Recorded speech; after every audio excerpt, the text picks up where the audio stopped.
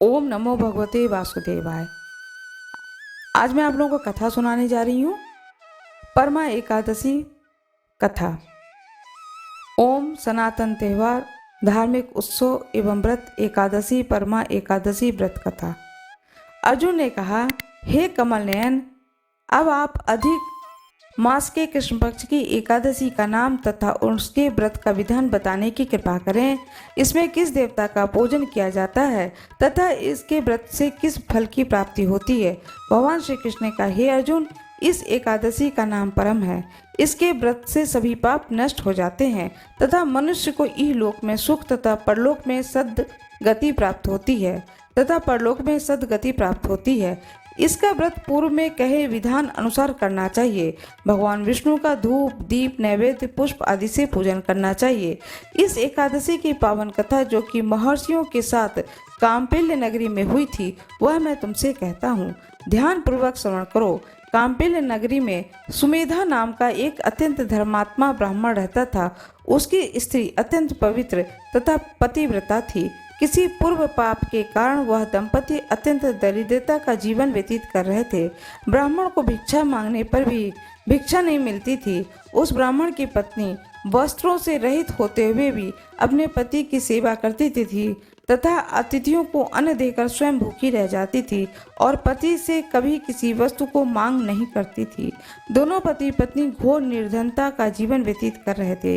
एक दिन ब्राह्मण अपनी स्त्री से बोला, हे प्रिय, जब मैं धनवानों से धन की याचना करता हूँ तो वह मुझे मना कर देते हैं। गृहस्थी धन के बिना नहीं चलती है, इसलिए यदि तुम्हारी सहमति हो तो मैं परदेश जाकर कुछ काम करूं, क्योंकि विद्वानों ने कर्म की प्रशंसा की है। ब्राह्मण की पत्नी ने विनीत भाव से कहा, हे स्वामी, मैं आपकी दासी हूँ। पति अच्छा और बुरा जो कुछ भी कहे, पत्नी को वही करना चाहिए। मनुष्य को पूर्व जन्म में किए कर्मों का फल मिलता है। सुमेर पर्वत पर रहते हुए भी मनुष्य को बिना भाग्य के स्वर्ण नहीं मिलता है। पूर्व जन्म में जो मनुष्य विद्या और भूमि दान करते हैं, उन्हें अगले जन्म में विद्या और भूमि की प्राप्ति होती है। ईश्वर ने भाग में जो कुछ लिखा उसे टाला नहीं जा सकता है। यदि कोई मनुष्य दान नहीं करता है तो प्रभु उसे केवल अन्न ही देते हैं। इसलिए आपको इसी स्थान पर रहना चाहिए, क्योंकि मैं आपका बिछोह सह नहीं सकती। पति बिना स्त्री की माता, पिता, भाई, ससुर तथा संबंधी आदि सभी निंदा करते हैं। इसलिए हे स्वामी, कृपा कर आप कहीं न जाएं। जो भाग्य में बदा होगा वह यहीं प्राप्त हो जाएगा। स्त्री की सलाह मानकर ब्राह्मण परदेश नहीं गए। इसी प्रकार समय बीतता गया। एक बार कौंडिल्य ऋषि वहां आए।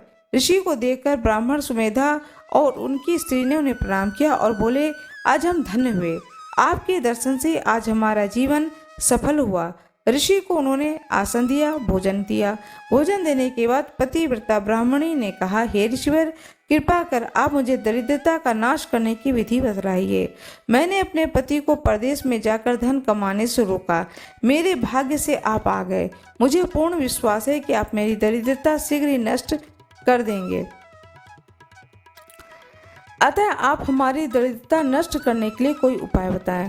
ब्राह्मणी की बात सुनकर के कौंडिल्य ऋषि बोले, हे ब्राह्मणी, मल मास के कृष्ण पक्ष की परम एकादशी के व्रत से सभी पाप, दुख और दरिद्रता आदि नष्ट हो जाते हैं।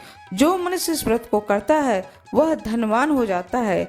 इस व्रत में नृत्य, गायन आदि सहित रात्रि जागरण करना चाहिए। भगवान शंकर ने कुबेर को इसी व्रत के करने से धना अध्यक्ष बना दिया। इस व्रत के प्रभाव से सत्यवादी राजा हरिश्चंद्र को पुत्र, स्त्री और राज्य की प्राप्ति हुई थी। तद उपरांत कौंडिल्य ऋषि ने उन्हें एकादशी के व्रत का समस्त विधान कह सुनाया। ऋषि ने कहा, हे ब्राह्मणी, पंचरात्रि व्रत इससे भी ज्यादा उत्तम है। परम एकादशी के एक दिन प्रातः काल नित्य कर्म से निवृत्त होकर विधान पूर्वक पंचरात्रि व्रत आरंभ करना चाहिए। जो मनुष्य 5 दिन तक निर्जल व्रत करता है वे अपने माता पिता, स्त्री सहित स्वर्ग लोक को जाते हैं। जो मनुष्य 5 दिन तक संध्या को भोजन करता है वे स्वर्ग को जाते हैं। जो मनुष्य स्नान करके 5 दिन तक ब्राह्मणों को भोजन कराते हैं वो समस्त संसार को भोजन कराने का फल पाते हैं। जो मनुष्य इस व्रत में अश्वदान करते हैं वह तीनों लोकों को दान करने का फल मिलता है। जो मनुष्य उत्तम ब्राह्मण को तिल दान करते हैं वह तिल की संख्या के बराबर वर्षों तक विष्णु लोक में वास करते हैं। जो मनुष्य घी का पात्र दान करते हैं वह सूर्य लोकों को जाते हैं। जो मनुष्य 5 दिन तक ब्रह्मचर्य पूर्वक रहते हैं वे देवांगनाओं के साथ स्वर्ग को जाते हैं। हे ब्राह्मणी, तुम अपने पति के साथ इसी व्रत को धारण करो, इससे तुम्हें अवश्य ही सिद्धि और अंत में स्वर्ग की प्राप्ति होगी। कौंडिल्य ऋषि के वचन ब्राह्मणी और ब्राह्मण ने परम एकादशी का 5 दिन तक व्रत किया। व्रत पूर्ण होने पर ब्राह्मण की स्त्री ने एक राजकुमार को अपने यहाँ आते हुए देखा। राजकुमार ने ब्रह्मा जी की प्रेरणा से एक उत्तम घर, जो कि सब वस्तुओं से परिपूर्ण था, उन्हें रहने के लिए दिया। तद उपरांत राजकुमार ने आजीविका के लिए एक गांव दिया। इस प्रकार ब्राह्मण और उसकी स्त्री इस व्रत के प्रभाव से इहलोक में अनंत सुख को भोगकर अंत में स्वर्ग लोक हो गए। भगवान श्री कृष्ण ने कहा, हे अर्जुन, जो मनुष्य परम एकादशी का व्रत करता है उसे सभी तीर्थों व यज्ञों आदि का फल प्राप्त होता है। जिस प्रकार संसार में 2 पैरों वालों में ब्राह्मण, 4 पैरों वालों में गौ और देवताओं में देवेंद्र श्रेष्ठ हैं, उसी प्रकार मासों में अधिक मास उत्तम होता है। इस मास में पंचरात्रि अत्यंत पुण्य देने वाली है। इस मास में पद्मिनी और परमा एकादशी भी श्रेष्ठ है। इनके व्रत से सभी पाप नष्ट हो जाते हैं। अतः दरिद्र मनुष्य को एक व्रत जरूर करना चाहिए। जो मनुष्य अधिक मास में स्नान तथा एकादशी व्रत नहीं करते हैं उन्हें आत्महत्या करने का पाप लगता है। यह मनुष्य योनि बड़े पुण्यों से मिलती है, इसलिए मनुष्य को एकादशी का व्रत अवश्य करना चाहिए।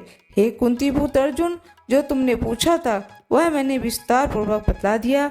अब इन व्रतों को भक्ति पूर्वक करो। जो मनुष्य अधिक मास की परम एकादशी का व्रत करता है वह स्वर्ग लोक में जाकर देवराज इंद्र के समान सुखों को भोग करते हुए तीनों लोकों में पूजनीय होते हैं।